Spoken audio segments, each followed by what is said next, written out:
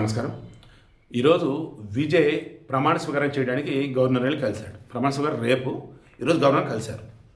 ఇదిగో సార్ మా ఎమ్మెల్యేలు మాకు సపోర్ట్ ఇస్తున్న వాళ్ళు, మేము గవర్నమెంట్ ఫామ్ చేస్తాం అని చెప్పేసి కలిశారు. సరే గవర్నర్ కూడా ఓకే అన్నారట.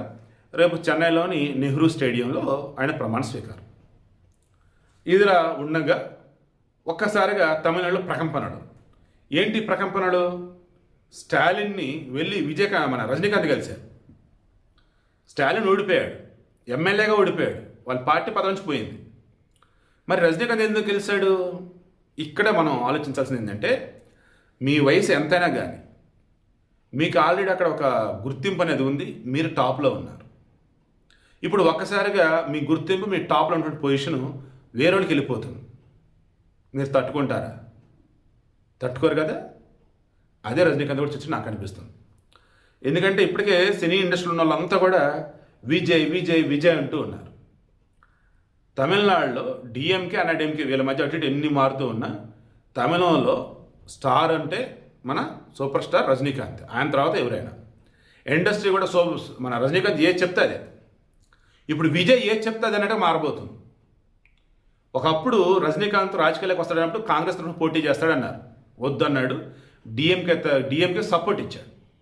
అలా డిఎంకే బ్రహ్మాండంగా గెలిచింది. అప్పుడు జయలలితకి ఆయనకు పడదు. బట్ జస్ట్ ఒక మాట చెప్పాడు అంతే. జయలలిత గురించి అంతగా ఏం అనేది లేదు, బట్ నడిచిపోయింది. ఇంకా మొన్న జయలలిత చనిపోయిన తర్వాత, కరుణానిధి చనిపోయిన తర్వాత ఒక వ్యాక్యూమ్ అనేది ఉంది. రజనీకాంత్ కనుక అప్పుడు కూడా పార్టీ కనుక పెట్టొచ్చుంటే ఇప్పుడు ముఖ్యమంత్రి ఆయనే అయ్యేవాడు. కానీ వయసు సహకరించకపోవటం అండ్ ఆరోగ్యం కూడా ఇబ్బంది పెడుతుండటం వల్ల వెనక్కి తగ్గాడు. దానిని ఇప్పుడు విజయ్ భర్తీ చేశాడు. చాలా కాలం కలిసి వచ్చింది, ముఖ్యమంత్రి అయిపోతున్నాడు అండ్ పూర్తి మెజారిటీ లేదు. ఈ మూమెంట్లో ప్లాన్ బి నేను అనుకోవటం, స్టాలిన్ రజనీకాంత్ వీళ్ళు కలిసి అన్నాడీఎంకేలో ఉన్న కొంతమంది కలిసి ప్లాన్ బి చేయబోతారని నాకు అనిపిస్తుంది. నాకు తెలిసి ఇలా ఎవరు ఆలోచించారని నాకు అనిపిస్తుంది. ఏంటంటే ఇప్పుడు విజయ్కి పూర్తి సభ్యులు బలం లేదు. కాంగ్రెస్ నుంచి 5, సిపిఐ నుంచి 2, సిపిఎం నుంచి 2, డిఎండికే నుంచి 1, వీకేఎస్ నుంచి 2 ఉన్నారు. వీళ్ళని ఎంతమంది కొట్టు కొన్నారనుకుందాం వేరే వాళ్ళు. అప్పుడు విశ్వాస తీర్మానం నెగ్గకపోతే అయిపోయినట్టు, గవర్నమెంట్ పడిపోయింది. అప్పుడు ఏం చేయాలి? ముందు విశ్వాస తీర్మానం నెగ్గేలా చేసి ముఖ్యమంత్రి తర్వాత మంత్రి పదవులను తీసేసుకున్నారు. అలా కొద్ది నెలలు గడిచింది. అప్పుడు అన్నాడీఎంకే సభ్యులు, డిఎంకే సభ్యులు అండ్ విజయ్తో ఉన్నటువంటి మిగతా వాళ్ళని కలగలిపి విజయ్ మీద అవిశ్వాస తీర్మానం పెట్టి ఓడించేస్తే గవర్నమెంట్ పడిపోయింది కదా.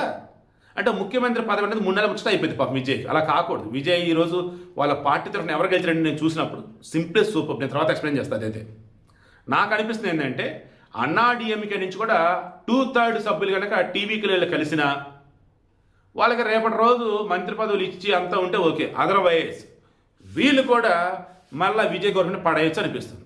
నాకు అనిపిస్తుంది విజయ్ గవర్నమెంట్ ఎందుకు 5 సంవత్సరాలు ఉండదనిపిస్తుంది.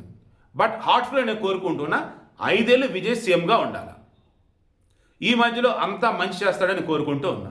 But I'm sure plan B Rajinikanth Stalin కలగలిపి చర్చించారు. నెమ్మదిగా దీని వెనుక అన్నాడీఎంకే కూడా ఉండిద్దని అనుకుంటున్నా. కాంగ్రెస్ అయితే ఇప్పుడు వీళ్ళకి సపోర్ట్ ఇచ్చింది ఓపెన్గానే. ఎవరు? టీవీకేకి 5 సభ్యులు గెలిచారు. డిఎంకేతో కలిసి ఉన్నారు, బట్ డిఎంకే బయటకు వచ్చారు.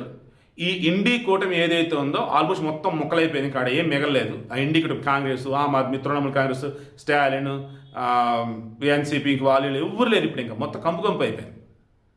సో ఉన్నదప్పుడు ఎన్డీఏ కూటమి ఒక్కటే బలంగా ఉంది, మీతో అంతా ఎవరిద్దరు వాళ్ళది అన్నట్టు. ఈ మూమెంట్లో ఇప్పుడు తమిళనాడులో ఇన్నాళ్ళు స్ట్రాంగ్ ఉన్నటువంటి డిఎంకే అన్నాడీఎంకే వాళ్ళు తట్టుకోలేరు. వాళ్ళు విజయ్ని ఏదో విధంగా పడగొట్టాలి అన్నది వాళ్ళ టార్గెట్. ఐఆమ్ షూర్ విజయ్ని దించడం కోసం రజనీకాంత్తో కలగలిపి పెద్ద స్కెచ్ అది వేసారని నాకైతే అనిపిస్తుంది. రజనీకాంత్ని తక్కువ చేయట్లా. రాజకీయం అన్నాక శాశ్వత శత్రువు, శాశ్వత మిత్రుడు, అది నేను చెప్తున్నా.